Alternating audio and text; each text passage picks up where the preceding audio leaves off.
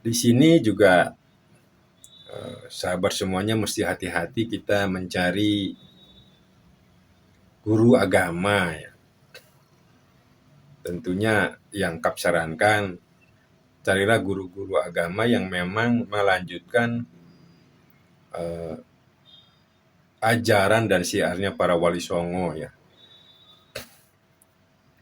Di sini Kap menyarankan carilah guru agama yaitu kiai kampung. Jadi jangan disalahartikan kiai kampung itu kampungan. Justru kiai kampung itu sebenarnya lautan ilmu, mutiara terpendam.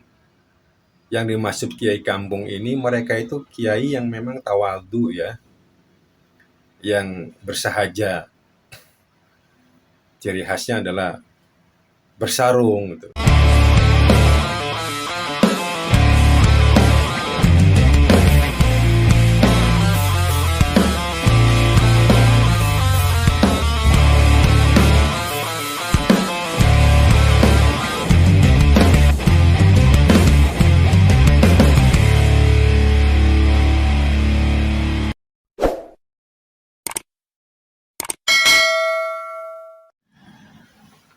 Assalamualaikum warahmatullahi wabarakatuh.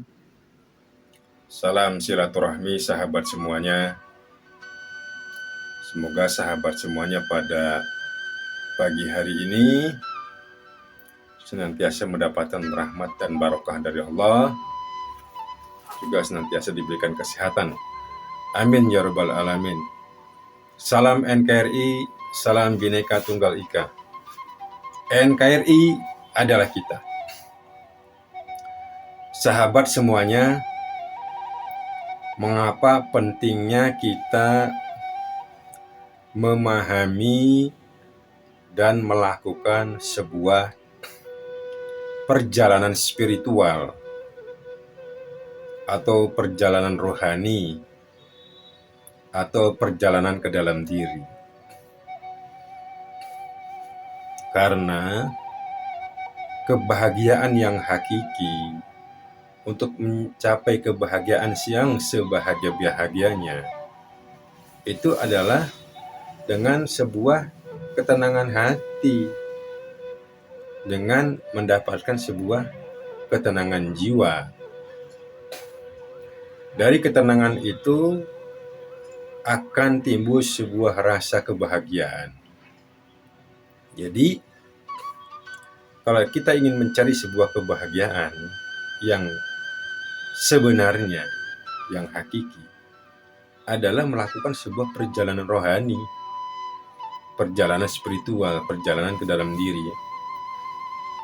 Tazkiyatun nafs, pembersihan jiwa atau pembersihan hati.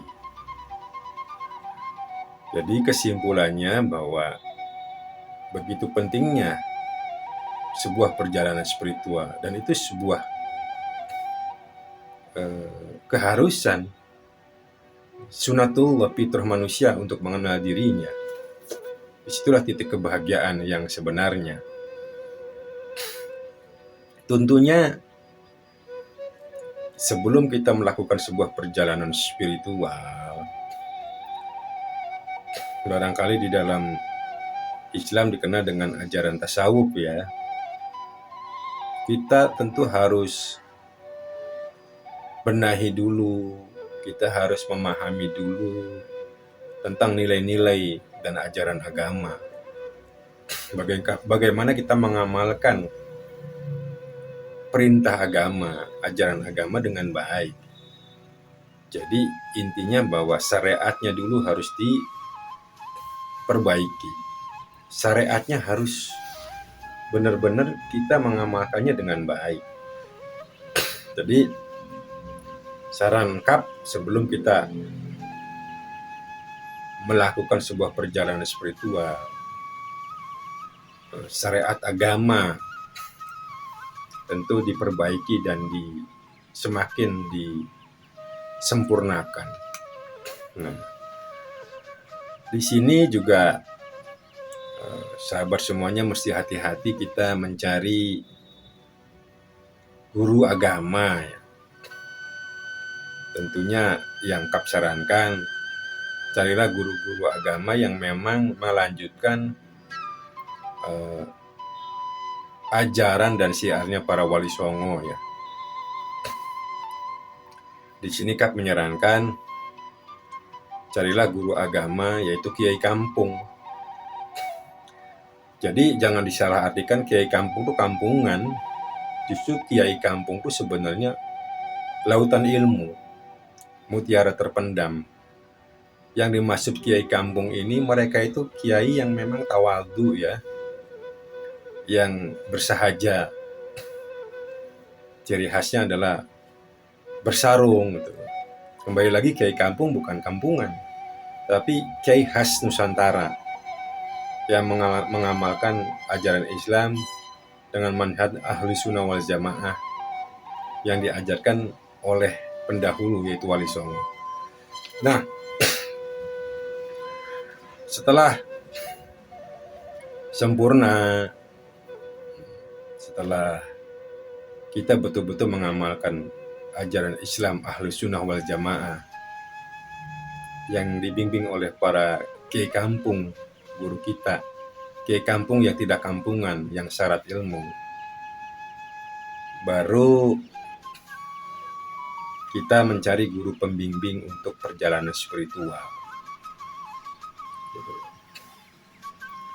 Itu pun langkah awal barangkali kita perlu juga untuk memahami teori apa sih spiritual itu. Dalam Islam dikenal dengan ajaran tasawuf barangkali ya, yaitu ahli dan pakar tasawuf, seorang ilmuwan, cendekiawan, muslim, itu adalah Profesor Dr. Kiai Haji Said Akil Siroj, guru kita atau Buya Said. Beliau itu syarat referensinya banyak tentang ajaran tasawuf. Beliau profesor tasawuf ya. Barangkali masih langka seorang profesor yang konsen dengan ajaran tasawuf. Ada juga Buya Sakur di Indramayu, menggabungkan tasawuf dengan filsafat. Nah, secara teori, secara pengetahuan, barangkali kedua ulama besar ini juga bisa menjadi referensi kita untuk memahami tentang spiritual secara teori, memahami ajaran tasawuf. Tidak cukup dari situ, karena sebenarnya spiritual atau ajaran tasawuf itu adalah sebuah perjalanan, harus melakukan sebuah perjalanan, yaitu harus dibimbing oleh seorang guru pembimbing, mursyid ya. Di sini adalah mursyid torekot ya, atau torekoh. Torekot ini adalah aliran tasawuf, atau barangkali yang lebih simpelnya torekot ini adalah kumpulan majelis zikir yang dipimpin oleh seorang guru pembimbing atau mursyid. Jadi banyak sekali torekot ya. Nah, carilah torekot yang mutabaroh, yang memang betul-betul bisa dipertanggungjawabkan secara sanadnya, silsilahnya. Di Jawa Timur, di Jawa Barat, di Sumatera, di Kalimantan, semua ada. Di tiap daerah ada seorang mursyid torekot. Mungkin barangkali di Jawa Timur salah satunya di Surabaya, di almarhum Kiai Asrori Al-Ishaqi, atau di Tulung Agung Peta.